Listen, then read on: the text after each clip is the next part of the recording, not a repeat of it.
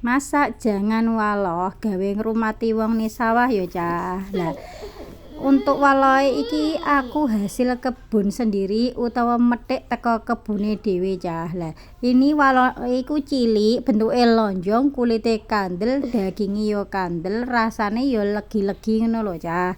Lah iki walohe mari tak sigar terus tak oceki, tak buak isine, tak kethoki, tak cilik-cilik ben supaya engko iku nek mangan ora keloloten ngono lho cah.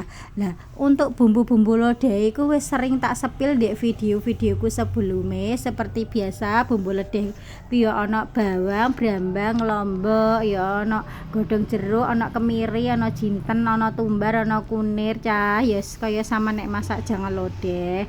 Mari ngono bumbune tak blender terus tak gongso ning nggone minyak goreng, tak imbuhi aromatike godhong jeruk karo daun salam. Lah nek gongso bumbune iku diusahakan bener-bener mateng tenanan cah ben supaya engko jangan iku rasane seger ya gak cepet mambu cah.